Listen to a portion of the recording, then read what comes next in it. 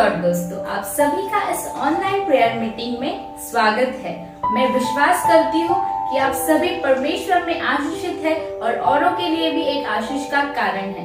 तो क्यों ना दोस्तों इस समय हम शुरुआत की प्रार्थना के द्वारा इस सभा का आरंभ करें। आइए दोस्तों अपनी आंखों को बंद करें और अपने मनों को परमेश्वर की ओर लगाएं।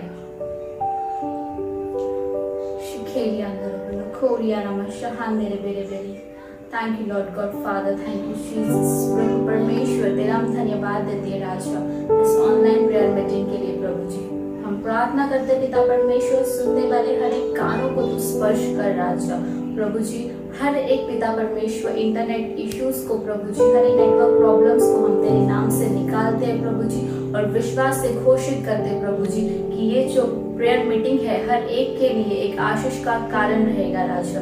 इस सभा को तू आशीष कर, तुझे धन्यवाद देते हुए प्रार्थना तेरे प्रिय पुत्र यीशु मसीह के नाम से मांगते हैं, आमीन।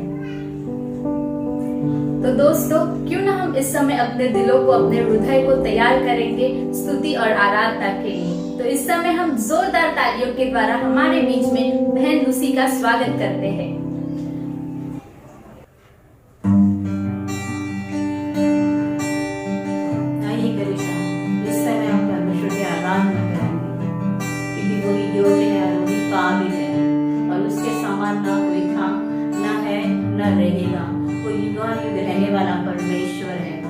इस समय हम अपने आंखों को बंद करेंगे और उसके नाम की आराधना करेंगे और कहेंगे प्रभु तेरे जैसा कोई नहीं है।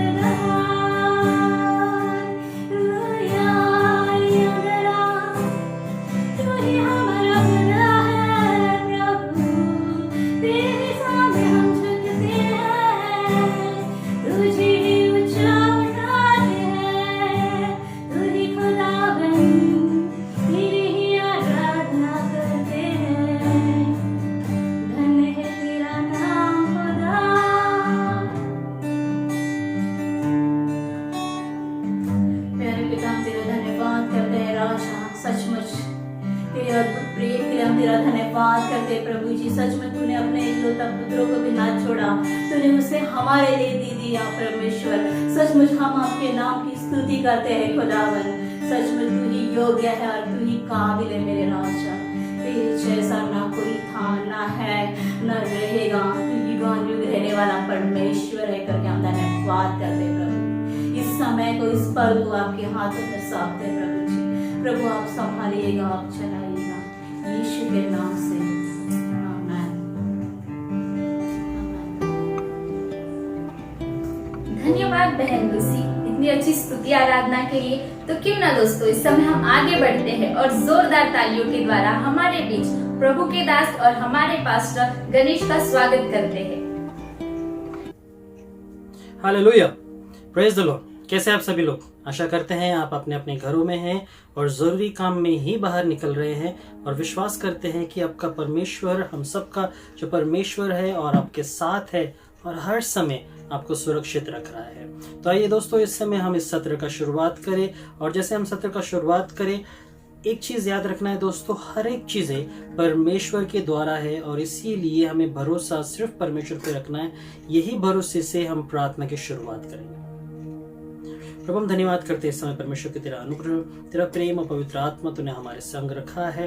जैसे हम परमेश्वर तेरे वचन को पढ़ेंगे, सुनेंगे, होने दे प्रभु तेरे इस वचन के द्वारा हमारे जीवन में विश्वास जागे, ताकि हर एक समय में हम परमेश्वर डरेंगे नहीं, वरन तुझ पर विश्वास करते हुए आगे बढ़ेंगे और हमारे मन में, हमारे हृदय में, हमारे परमेश्वर जीवन में तेरी आशीष और तेरा बरकत और तेरी चंगाई हमेशा हमारे जीवन में रहेगी राजा। इसलिए प्रभु इस समय को, इस पल को हम तेरे हाथ में देते हैं। कहते प्रभु कि तू कार्य करना, तो स्पर्श करना। इस समय को, इस पल को देने के लिए धन्यवाद करते हुए प्रार्थना यीशु के नाम से करते हैं हम, आमीन,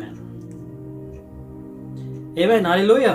तो दोस्तों जैसे हम विश्वास के द्वारा इस सत्र की शुरुआत कर रहे हैं, विषय है आज का मन। तो जिस तरह से हम मन में बहुत सारे विचारों को रखते हैं, बहुत सारे सोच को रखते हैं, इस समय हम सबसे पहले ये देखेंगे कि परमेश्वर हमसे क्या कहता है कि हमारा मन कहां पर होना चाहिए और कैसे होना चाहिए। रोमियो के 12 के 2 से हम शुरू करते हैं और पास्टर कविता वचन पढ़ने में हमारी सहायता करेंगे। रोमियो 12 अध्याय वचन 2। और इस संसार के सदृश न बनो, परंतु तुम्हारे बुद्धि के नए हो जाने से तुम्हारा चाल चलन भी बदलता जाए, जिससे तुम परमेश्वर की भली और भावती और सिद्ध इच्छा अनुभव से मालूम करते रहो। आमीन, हालेलुया। तो दोस्तों परमेश्वर यहाँ पे कहता है कि इस संसार के सदृश ना बनो। ओके, सबसे पहले आज जो संसार में चल रहा है, आज जो संसार के लोग सोच रहे हैं जिस तरह से, उस तरह से ना सोचे, क्योंकि जब तक हम परमेश्वर के साथ हैं वो हमें कभी भी हानि नहीं पहुंचाएगा। इसीलिए हमारा लक्ष्य सिर्फ और सिर्फ परमेश्वर पे हो। वो कैसे होगा? तुम्हारे बुद्धि के नए हो जाने से। ओके, कैसे होगा? तुम्हारे बुद्धि के नए हो जाने से। वो कैसे? ताकि तुम्हारा जो चाल चलन है वो बदलता जाएगा परमेश्वर के वचन के अनुसार। तो हमारे मन को हमें बदलना है ताकि हम परमेश्वर की इच्छा हमारे लिए क्या है ये जान सके। परमेश्वर की सिद्ध, भौती और भली इच्छा क्या है, वो हमारे लिए क्या चाहता है, ये हम जान पाएंगे। तो दोस्तों सबसे पहली बात और सबसे मुख्य बात कि इस संसार के सदृश न हो, मगर अपने मन को परिवर्तित करते जाओ। कैसे? परमेश्वर के वचन के अनुसार। और वही दोस्तों जरूरी है और वही हमें करना है, क्योंकि याकूब के 1:8 में परमेश्वर यही कहता है कि वह व्यक्ति जो दूषित है और अपनी सारी बातों में चंचल है। वह व्यक्ति जो दूषित है, मतलब जो दो मन रखकर चलता है। ओके, यहाँ पे लिखा हुआ है वह व्यक्ति जो दो तरह के मन को रखता है, वो हमेशा अपने क्या चाल चलन में क्या रहेगा? चंचल रहेगा। मतलब वो उसे स्थिर नहीं रहेगा। यहाँ पे परमेश्वर कहता है अगर हमें स्थिर रहना है तो हमें संसार के सदृश न रहकर परमेश्वर जैसा कहता है वैसे करना है, क्योंकि कुलुस्सियों के 3:2 में परमेश्वर यही कहता है। उसे हम पढ़ते हैं। कुलुस्सी 3 अध्याय वचन 2। पृथ्वी पर की नहीं परंतु स्वर्गीय वस्तुओं पर ध्यान लगाओ।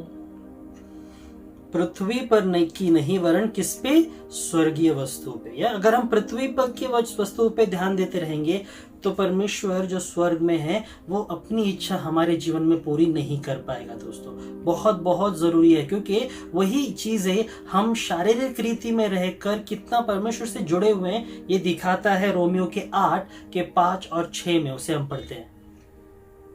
रोमियो 8 अध्याय वचन 5 और 6। क्योंकि शारीरिक व्यक्ति शरीर की बातों पर मन लगाते हैं, परंतु आध्यात्मिक आत्मा की बातों पर मन लगाते हैं।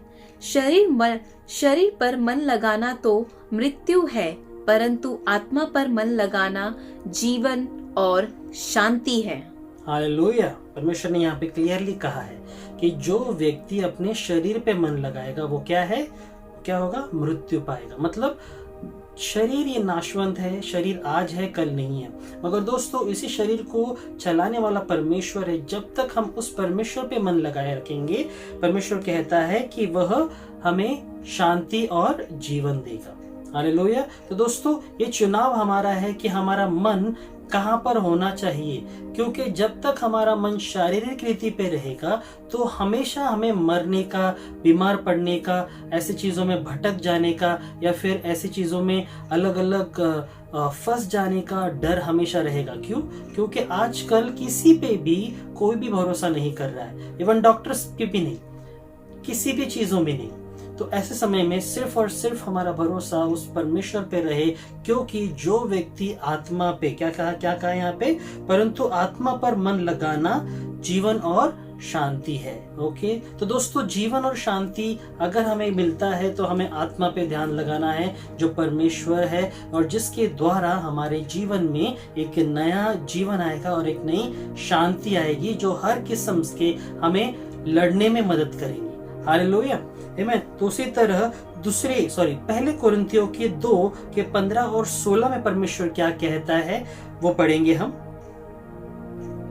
पहला कुरिन्थियों 2 अध्याय वचन 15 और 16। आत्मिक जन सब कुछ जानता है, परंतु वह आप किसी से जांचा नहीं जाता, क्योंकि प्रभु का मन किसने जाना है कि उसे सिखलाए, परंतु हम में मसीह का मन है।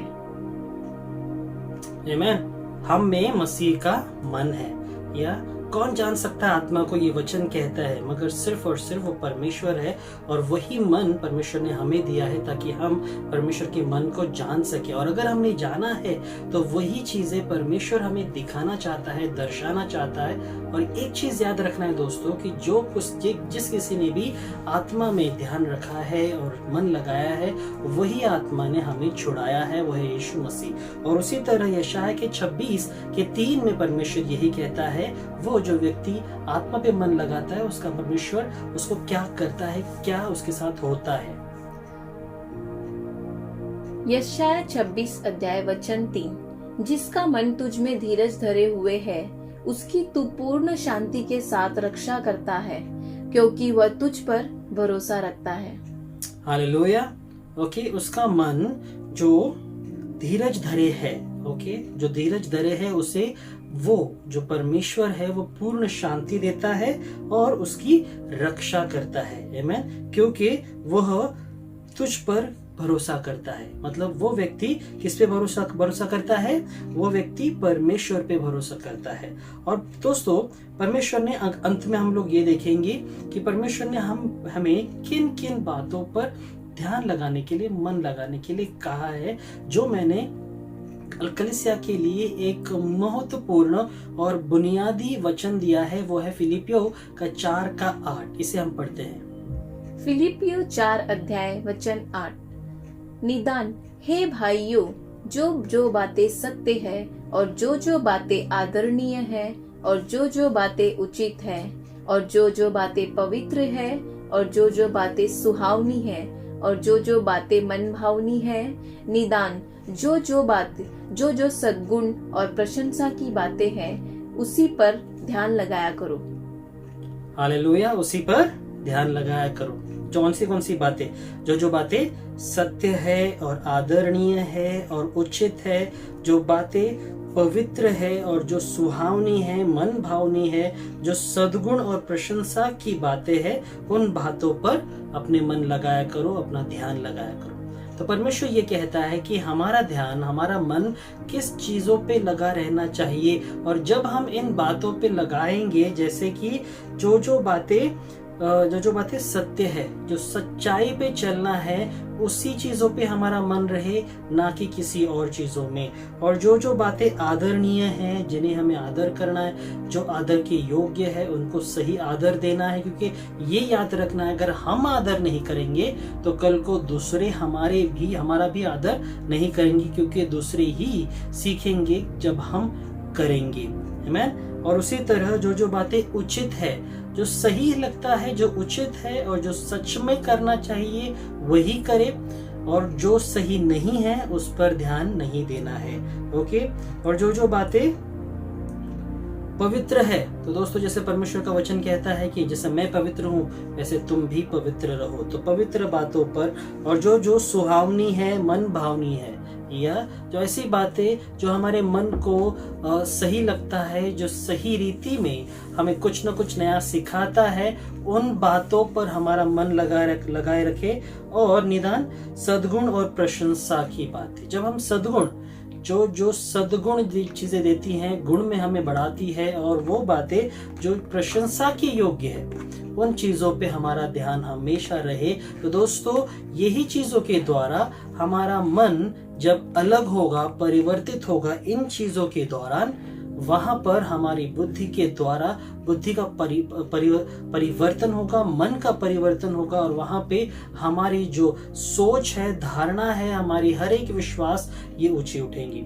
और वहीं पर तभी जब हमारा मन उस परमेश्वर पे लगा रहेगा। तो दोस्तों इस महामारी के समय में भी, इस कठिनाई के समय में भी, जो संसार कह रहा है, जो डॉक्टर्स कह रहे हैं, जो लोग आजू बाजू के कह रहे हैं, और जो डर का माहौल बनाया जा रहा है, उसके अलावा हमें सिर्फ और सिर्फ परमेश्वर पे ध्यान लगाए रखना है, क्योंकि वही है जो हमारे हर एक चीजों को जानता है, और वो हर एक गुनाहों को माफ करके हमें चंगाई देने वाला परमेश्वर है। तो दोस्तों अगर आपने ये सब चीजें की है, गलती है, ये समझ सकते हैं, तो इन सब चीजों से माफी मांगो, और अपने मुख को फेरो, और अपने मन को परमेश्वर की ओर लगाओ। तो जब हम अपने मन को परमेश्वर की ओर लगाएंगे, वहां पर हम चंगाई को देखेंगे, वहां पे हम आशीष को देखेंगे, वहां पे हम सच में अपने जीवन में एक सही दर्शन, जो मार्गदर्शन परमेश्वर का है, उसको देखेंगे।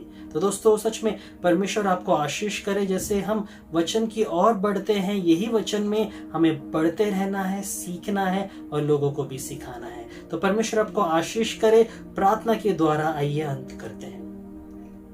प्रभु हम धन्यवाद करते इस समय तेरी अनुग्रह, तेरे प्रेम और पवित्र आत्मा के लिए। हम धन्यवाद करते तेरी आशीष के लिए जो तूने हमारे जीवन में रखा है। हम सच में परमेश्वर तेरा कोटि कोटि धन्यवाद करते हैं, कहते हुए कि सच में तेरे जैसा और कोई नहीं जिसने हमारे लिए परमेश्वर अपनी जान तक दी। और इसीलिए तूने हमें कहा है कि हमारा मन प्रभु इस संसार के सदृश न हो, वरन तुझ पर हो। प्रभु राजा हम प्रार्थना करते हैं कि हम अपने मनों को बदलने वाले बने, लोगों के बोलने पे न जाए, डॉक्टर्स के बोलने पे न जाए, वरन परमेश्वर वचन तेरा कहता है कि तूने हमें कभी नहीं छोड़ा, ना कभी त्यागा है, और उसी तरह हमें परमेश्वर कुछ हानि नहीं होगी, क्योंकि हमारा विश्वास सिर्फ और सिर्फ तुझ पर है। प्रभु इसलिए हम तेरा धन्यवाद करते और कहते हैं प्रभु कि तू कार्य करना हमारे जीवन में, हमारे हर एक परिवारों के लोगों में, हमारे काम में, व्यवसाय में तेरी आशीष को मांगते हैं। और हर एक महामारी जो चल रही है, उस सभी महामारी से परमेश्वर हम पूरे देश को, पूरे परमेश्वर दुनिया को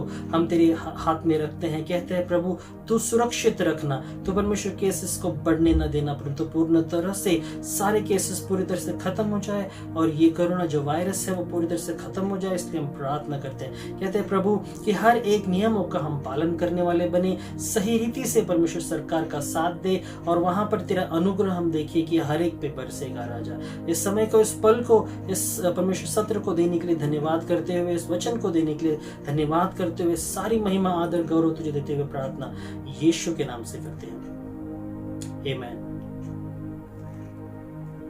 हालेलुया।